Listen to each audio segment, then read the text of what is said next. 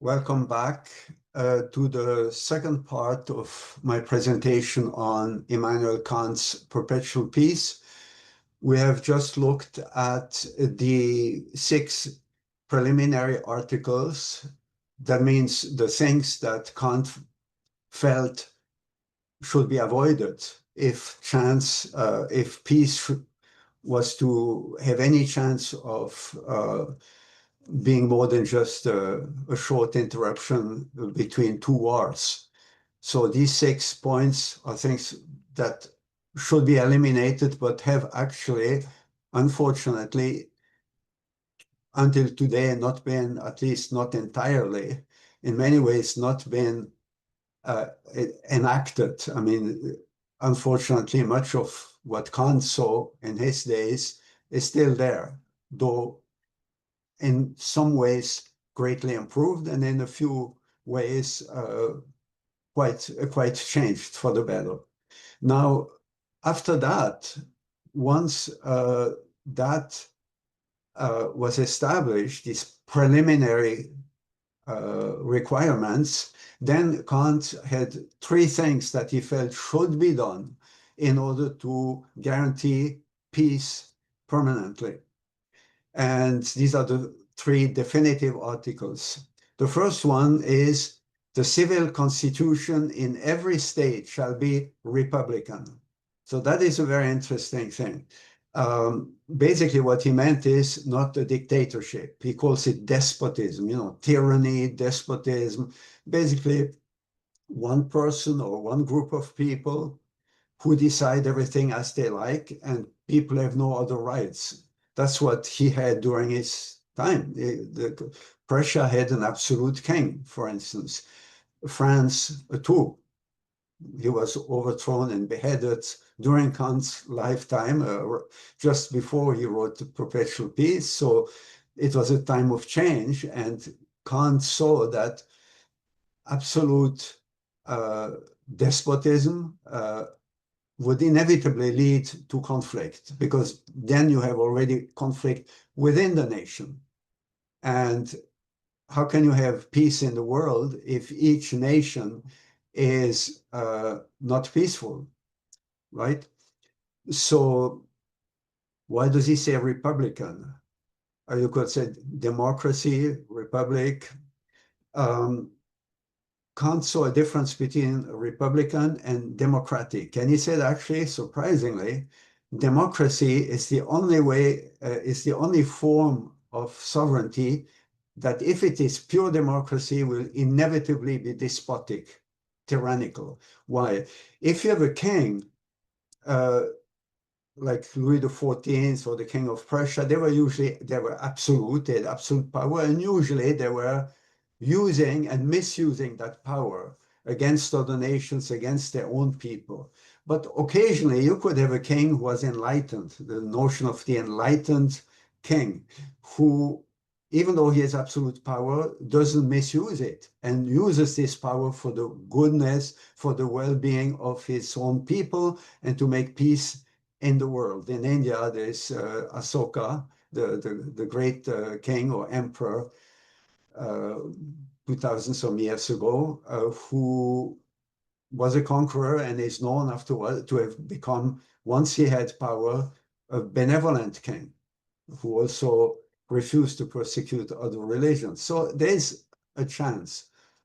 But when a mob, that means, like in the case of the French Revolution, people, but not organized or in any way, just angry people, crowds of angry people take power, it's always going to be destructive. They are going to destroy the regime they overthrow, and they are going to kill each other, each one being like a wolf to others.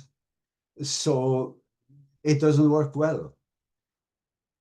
And a regime that allows the people to rule in a good way, in a peaceful way, needs some kind of a control, some kind of a checks and balances, some kind of a system that allows that people to be more than just a crowd of angry people fighting each other. And that's what he calls the Republican order. That's what the United States sees itself as that. They have the Democratic Party and the Republican Party, and we could talk about this too long.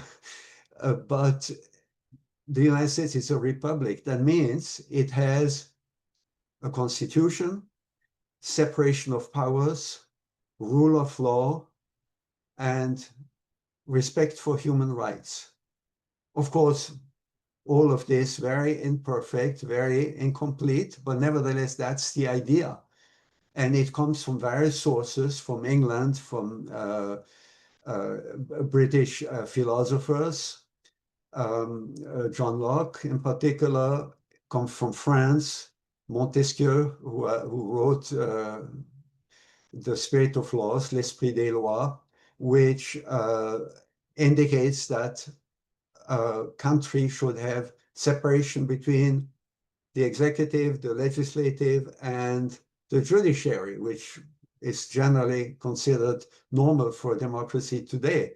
So the United States took all this and put together into place a republican system, highly imperfect, but it's the basis for a peaceful state with, as Kant says here, a civil constitution.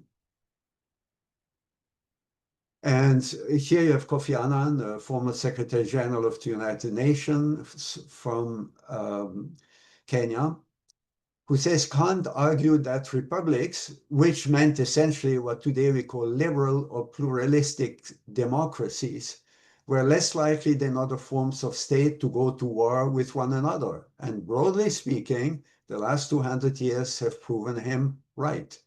So Kofi Annan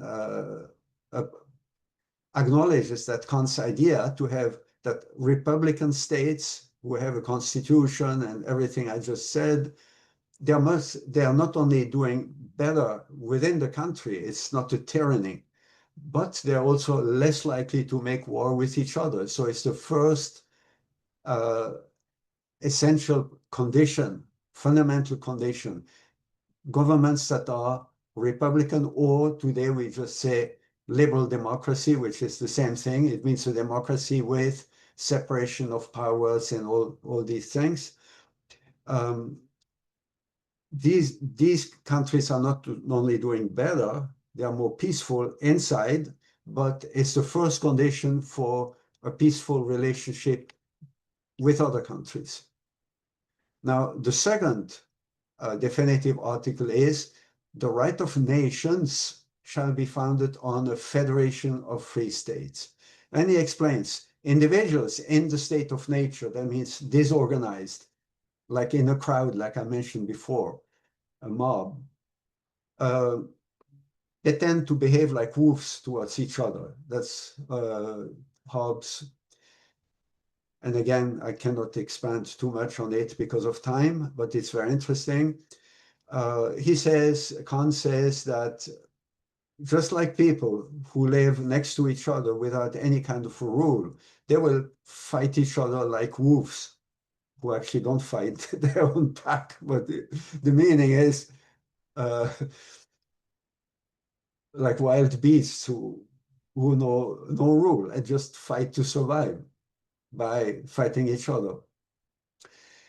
For that, you need a republican government to avoid that kind of law, a state of nature, as we have just described. But he said, even if you have that kind of a republican government in one country and then in another country, even though they are less likely to fight each other, but as long as all these countries are not organized with each other, then they still, even though within themselves they may be doing pretty well and have freedom, but they are still likely to fight each other, maybe less than tyrannical governments, but they're still likely to get into conflict with each other because there's no superior instance that will lead them to live peacefully together. We have already seen that. So that's why he says these countries, first they need to be republican or liberal democracies. That's the first condition. But once they have that within a country, then they also, number two, have to come together in a federation of free states. The states are free, but they decide to come together willingly to form a federation.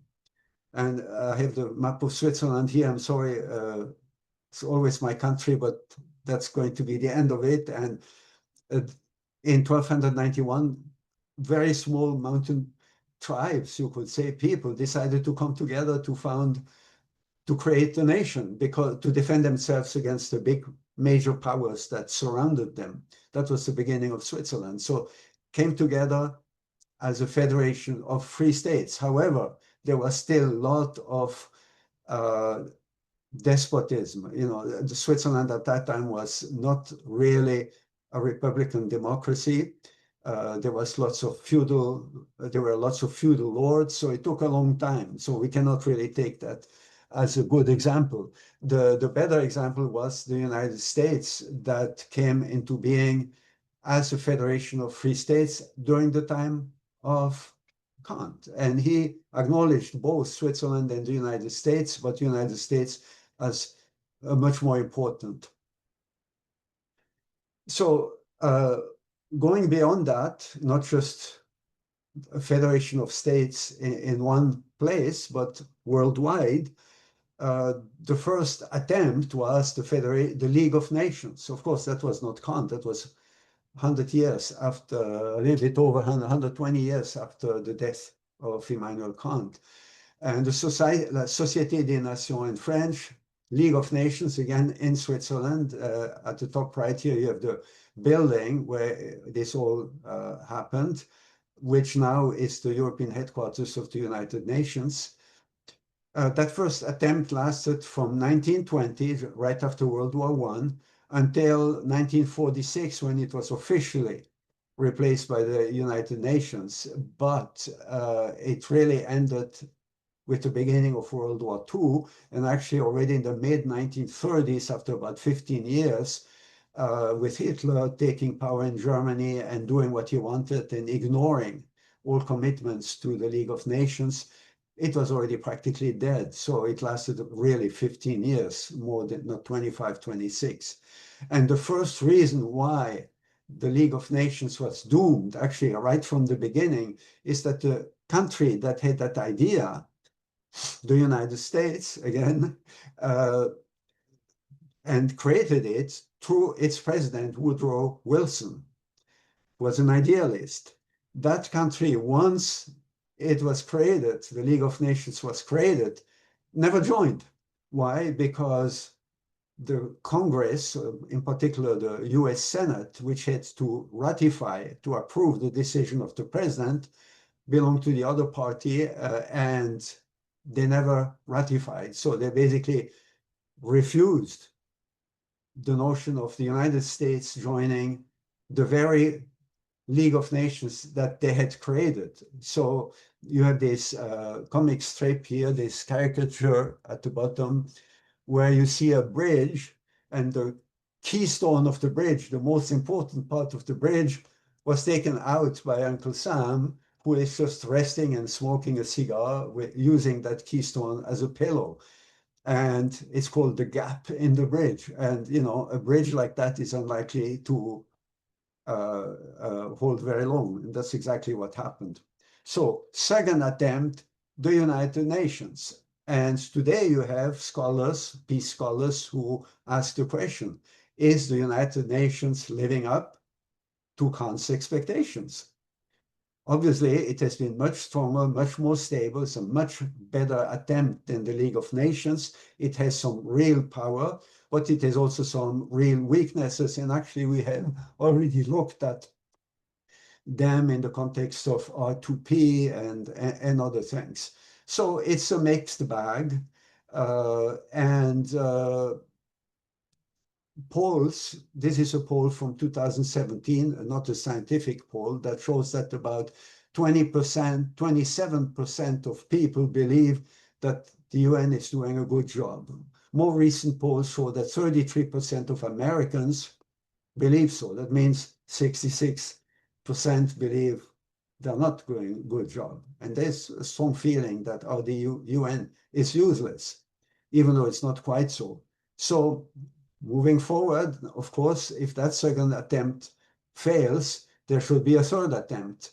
And obviously, unificationism suggests that, and UPF, that many of you work with, and the Universal Peace Federation, present itself as an organization, an NGO at UN at this point, that wants to revive this UN or, if necessary, replace it. But we can imagine it's not a simple matter.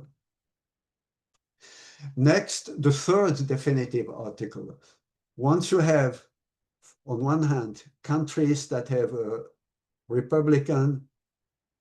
peaceful Republican constitution, and basically free nations, free inside, without dictatorship. And then, second step, they come together in creating a federation of free states.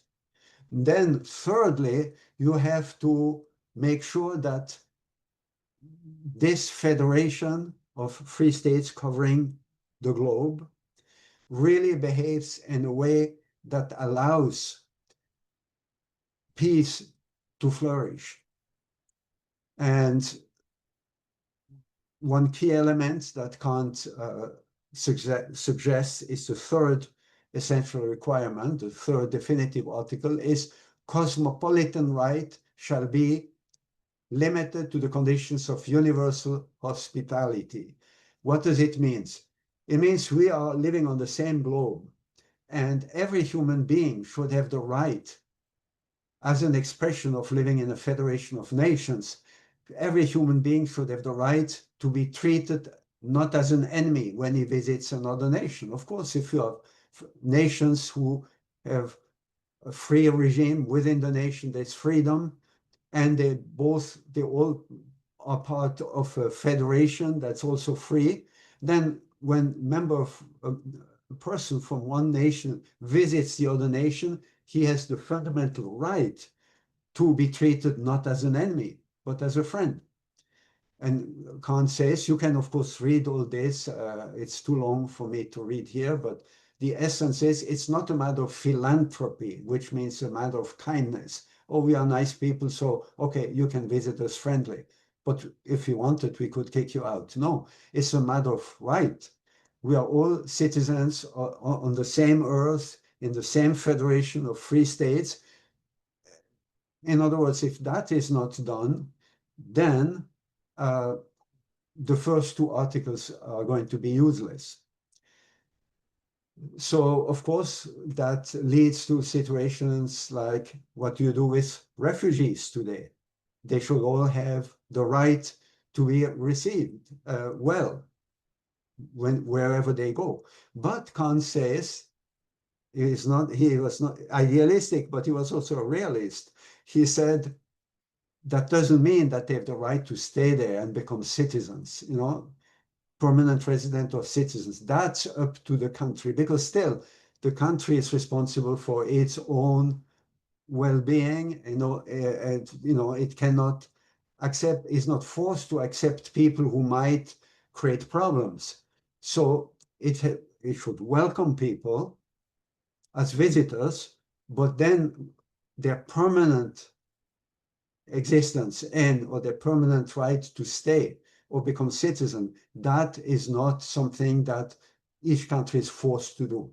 So he was very well, of course, these are just general principles, but he had that sense that there's a limit. Now, another element of what universal hospitality practically means, and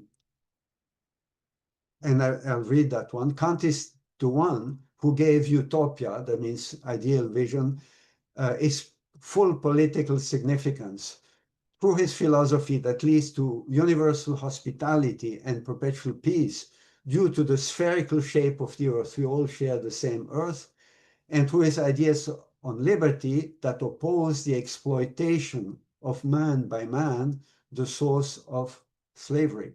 So Kant was strongly opposed to slavery. Now, he was a man of his time. You can find in his writings words that show that he was prejudiced in some ways, but essentially, Kant was opposed to slavery because how can we treat each other like that? And here you have some quotes that we will read as well. The growing prevalence of a narrower or wider community among the peoples of the earth has now reached a point at which the violation of right at any one place on the earth is felt in all places. Basically, the world is become smaller and smaller. That was 300 years ago or 200 years ago. Today it's the same, but how much more? Everybody can communicate and go to any other part of the world. For this reason, the idea of cosmopolitan right is no fantastic or exaggerated conception of right. We really have to do that. We have to welcome each other. And each other means everybody, not just the people we like. And then he speaks directly about slavery, the cruelest and most premeditated form of slavery, serve only indirectly a not very commendable purpose. So in other words, slavery doesn't serve a commendable purpose. And ultimately it serves warfare in Europe and elsewhere. With these powers, the big powers, France, Germany, England, they do much ado about their own piety, how wonderful people they are.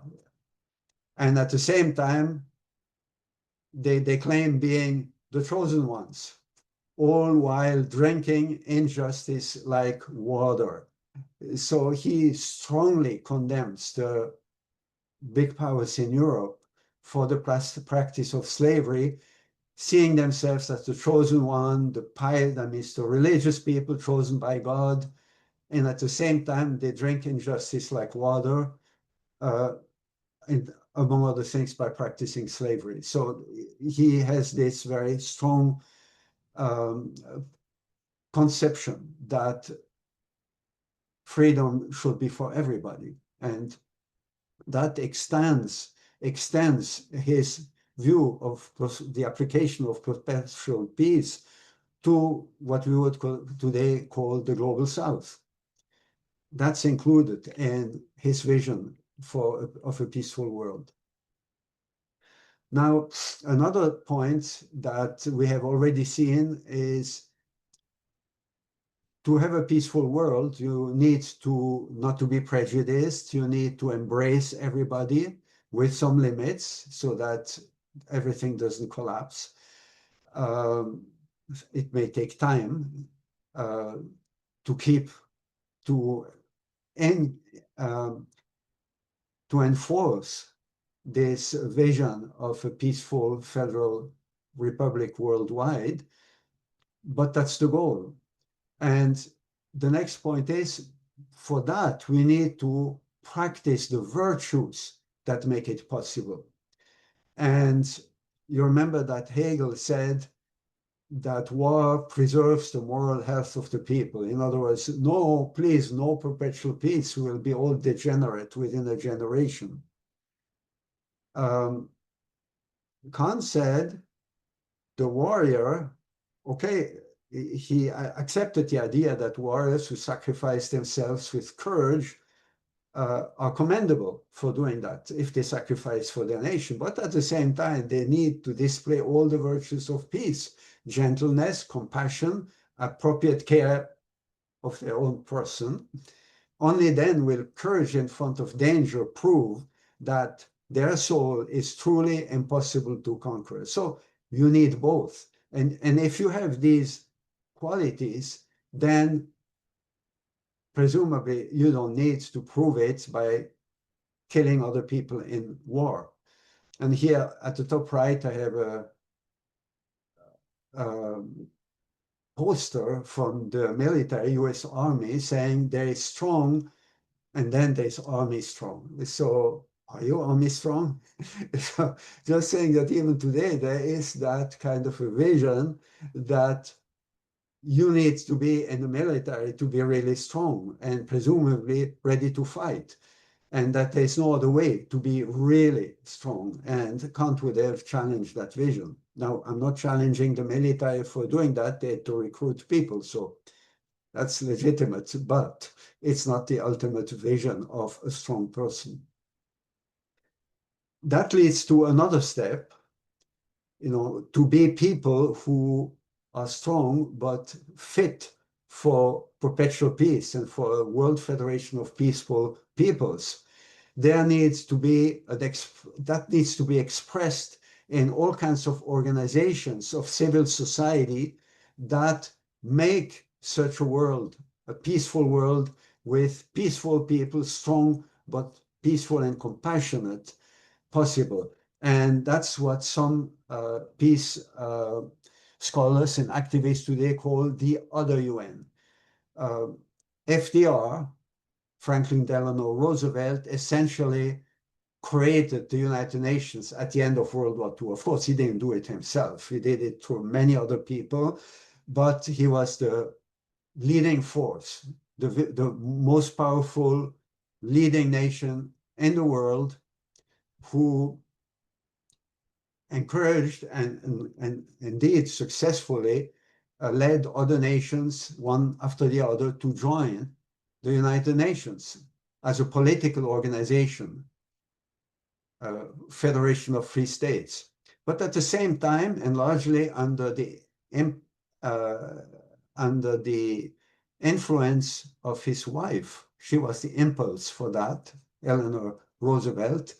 She created the Universal Declaration of Human Rights. Again, she didn't write it herself, but she was very closely connected to it being written and accepted by most. She was also behind the creation of the FAO, the Federation, the Food, the specialized organization of the United Nations that in Rome that has the goal to feed the world's people, the FAO. And there are many others. The organization that is taking care of people's health, World Health Organization, WHO. I used to work there, UNICEF, and so on and so forth. The United Nations High Commissioner for Refugees, and then related organizations that are not part of the United Nations, the International Committee of the Red Cross, UNESCO, culture. All this is considered as the other UN, and today we would say the more motherly aspect. Certainly, Holy Mother Han would call it that way, the motherly aspect of the United Nations, to make the development of people embraced in a peaceful environment to become peaceful people. So that's the other UN, the political UN and the more motherly side of the UN, caring for people. That was part of course, the long-term dream of Kant, but that did not happen during his time. And actually, during his time, Kant, there are three things that Kant could not foresee and did not. NGOs, because during his time, there was no civil society, no free, most countries had a dictatorship. I mean, the tyranny or despotism, as he calls it, of absolute monarchy. And then the mob rule of the French Revolution, and then again, absolute monarchy. So Kant did not really stress the need for civil society organizations to support the state. And there were just here and there powerful people who would do something, but it didn't amount to too much. Secondly, the role of women. Women had no power, no voice, they couldn't vote in his day. So obviously, even though he had a vision of what we would call today the motherly UN, the other UN, he did not really speak about what women could do, though he had high respect for women. The third one is the role of religion, interreligious dialogue, religion not being a source of conflict, but a source of coming together. He, unfortunately, during his day, religions did not practice interreligious dialogue, and religions were mostly at the service of the state. The Protestants and the Catholics were fighting each other. So, and they were pretty much ruthless. Um, as I explained already, Kant had a very poor opinion of the clergy. So he didn't expect them to do much. But we will see that he will use religion in a different way as an example. We're getting to that in a moment. So far we have the idea of republican government within each nation, a federation of such republics, and they should practice universal hospitality and all the things that come with being compassionate and loving human beings. So if you have that, then you will have peace, perpetual peace, forever. Well, it's what I would call, that's my expression, a limited warranty. You know, like when you buy something, oh, there's a warranty, so no, if it breaks, no problem. And then it breaks, and then you read the fine print and you realize it's a limited warranty, which essentially means it works in all situations except yours. So it's not really a full guarantee of peace. And Kant was very much aware of that. So among other things, he said, it would be good to have a country that is powerful and republican or democratic, we would say today, nation that leads by example and helps other people to get there. And he specifically mentioned the United States. He was seeing the American experiment take shape during his lifetime. Actually, he died before the Bill of Rights was implemented. So America was still, hopeful. It was a hopeful situation over there, over across the ocean, that maybe that country, which already started being powerful, was able to kick out England. So that's a sign of, you have some capacity to hold your own. So Kant had hoped for the United States, lead by the example. And this is something that has been anchored. There was also Switzerland, which he admired too, but Switzerland is small and it was not yet fully Republican. So the focus was much more on the United States. And the United States has always seen itself as special. And many people admire it for that and sometimes have benefited from that, like Japan and Germany, defeated in World War II, but the United States helped them get up, and to the point that they became big challenges for the US economy, Japanese cars and now Korean cars. And but anyway, the vision of America was American exceptionalism. We are special. We are not like other countries. We have a special role to play in the world, which sometimes is understood like the rules don't apply to us quite like they do to others, which is a very dangerous slope to be on. And manifest destiny. That means it is manifest. That means obvious that we have a destiny to be different and to do more. In other words, God, because the United States has always been a very religious country, separation of church and state. It's kind of paradoxical, because it should be religion as a whole, not this or that religion. They should not fight. But religious feeling in general, Christianity in general, was always very much present in the United States vision and self-understanding. So God wants us to play that unique role in the world. And that corresponds very much to what Kant wanted it to do, but it has a strong element of ambiguity or ambivalence, because is it in order to serve the world, and at the same time we have to behave? The rules apply to us too. And we are great and maybe more powerful at least at this time. And we do that to serve the rest of the world, to bring peace to the rest of the world, or do we do it just for our own sake and become tyrants in the world? So that's the danger. Today you have the slogan, America first and make America great again. They're also ambivalent. They can go both ways. And I think still today, America is hesitating. There's a little bit of both. America first to serve the world. Do we first have to take care of our nation, which is in a pretty bad shape, so that it can become great again, but in a good way, and then serve the world? Or America first means we don't care for the rest. We become powerful, and that's it for our own sake. So it's ambivalent. It can go both ways.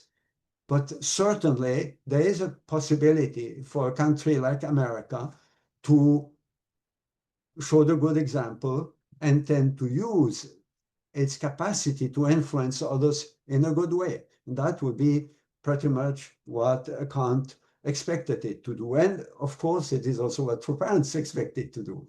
But we know that speech very well. I think we all heard it hundreds of times. The number of member states in the UN is nearly 200. And the officers of these states, however, they do little more than represent and even insist on their own interests. I like that expression because it's really that. They seem inherently unable to resolve conflicts and to achieve peace.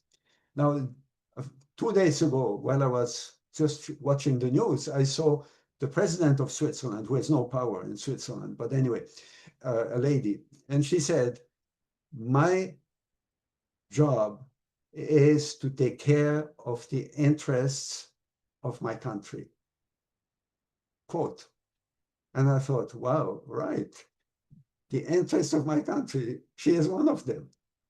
Every country is like that. And it's fine. Take care of your interests, but only on your interests and insist on them as opposed to the interests of other countries. That's wrong. So I think today, the question is the United States going to go that way and become maybe the worst, which hopefully not, or is it going to go beyond that and use what it has to really lead to the creation of a peaceful world?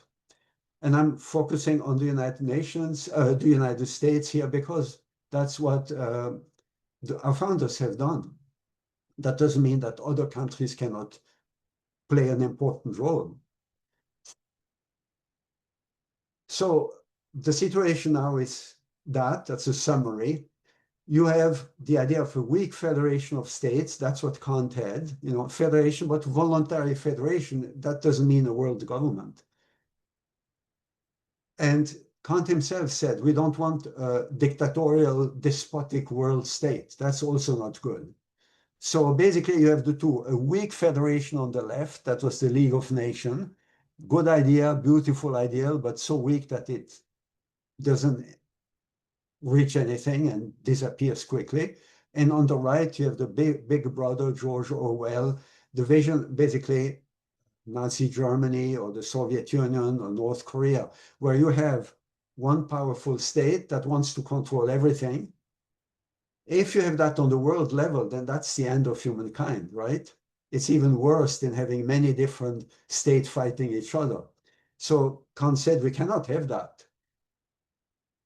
And then his Perpetual Peace, his book ends it's not very clear what he wants and how we can see that we can have more than just a weak federation.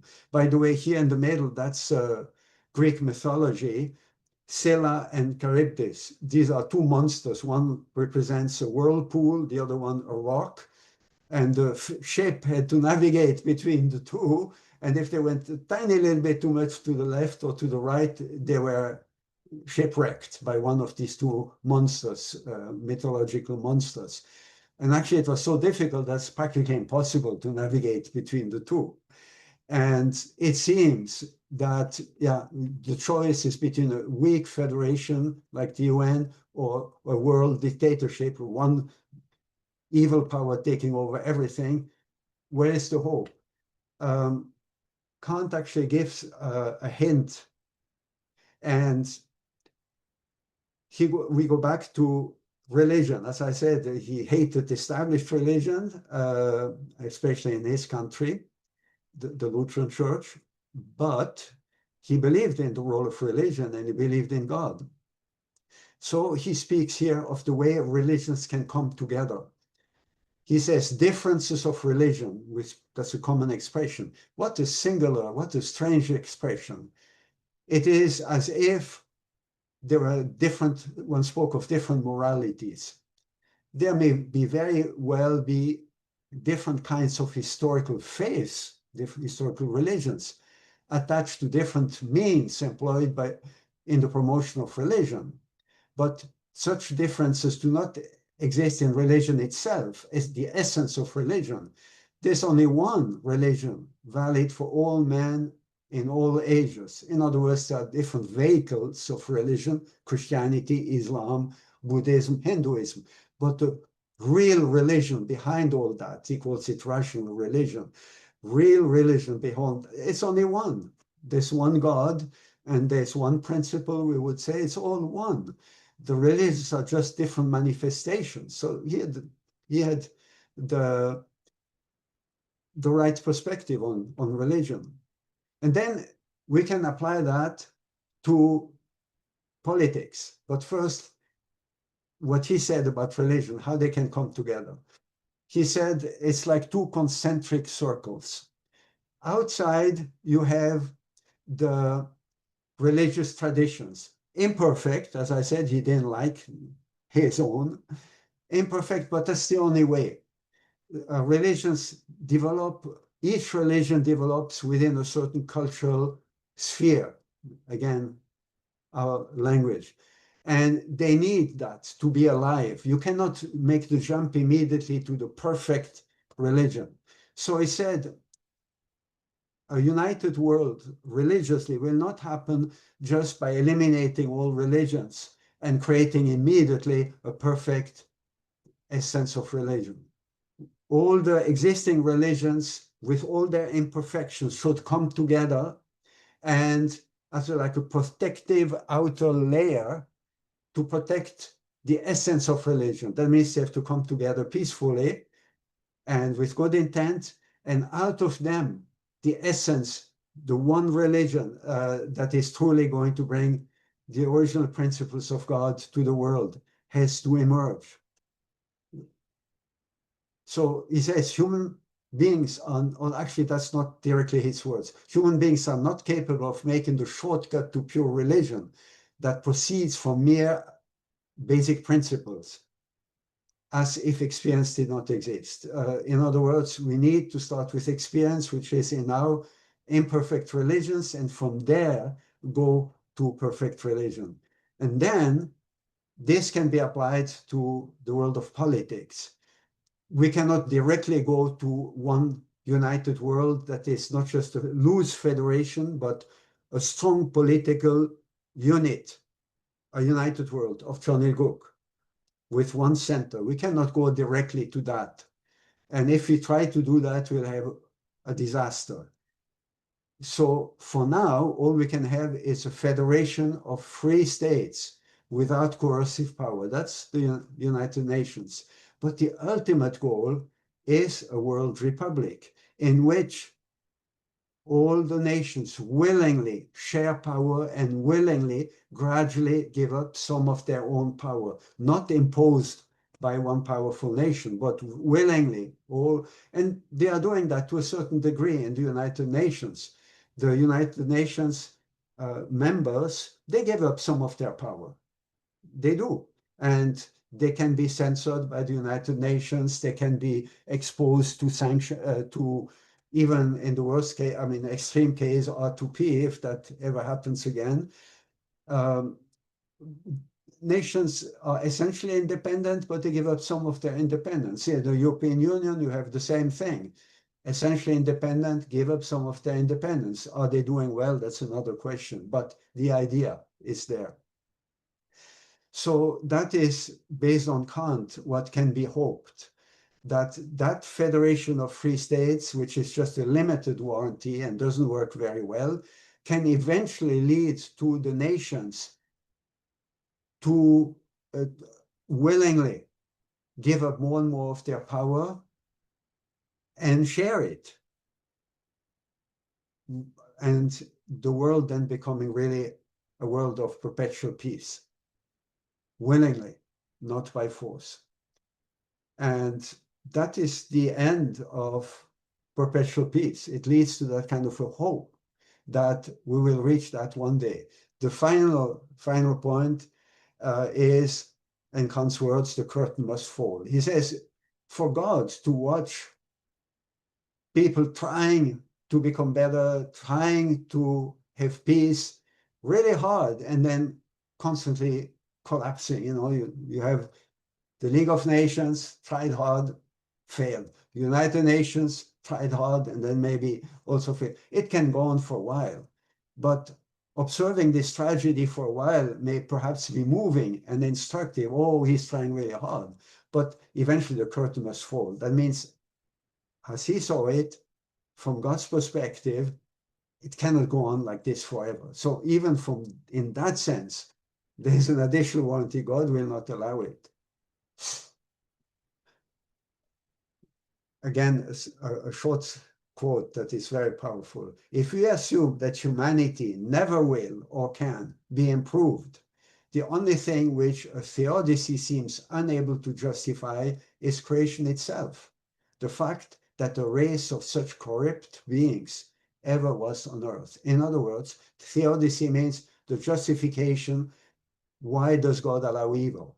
That's what theodicy means. In other words, if it's really true that we can never make it to perpetual peace, then why did God create us the way we are? There's no justification for God doing that. So Kant is very clear in his vision that if God is really God, he will never allow this to continue forever. It's very much a principled view, I would say. I think you will probably agree. Amazing. It's amazing beyond what you can imagine in his time. There's just one thing.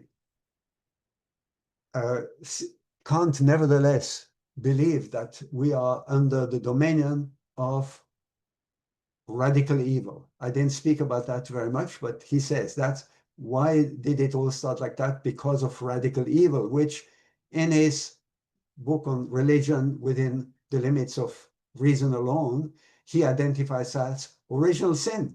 So even he gets that. Because of original sin, all these things, he showed, the way. But because of original sin, it will only be a perpetual approximation. We can try to get as close as possible to it. But in us, there will always be the temptation to make an exception for myself. In other words, I see that something is not right. And if others do it, I say, hey, why do you do that? But if I can secretly get away with it, I will always be tempted. We'll never be able to fully overcome that. In other words, the last thing that remains for perpetual peace to really become real, enforced fully, would be overcoming that, which he didn't see as a possibility. He lived 200-300 years ago. So that's where my presentation on Kant's perpetual peace and its upgrade with unification thought or two parents thought that lecture will take place in the other course on the unification approaches to peace. That will be the final step of Kant. But that's a step that is not generally known. And what people and peace activists know of Kant is basically what we have until now. Best case, a perpetual approximation. And that is an incredible foundation for peace activism and peace studies. And in the rest of the course, we will constantly be able to refer to his essence. We'll not necessarily refer to Kant directly, but you will be able to read it into pretty much everything that we will do from now on. And that concludes my presentation today. Thank you.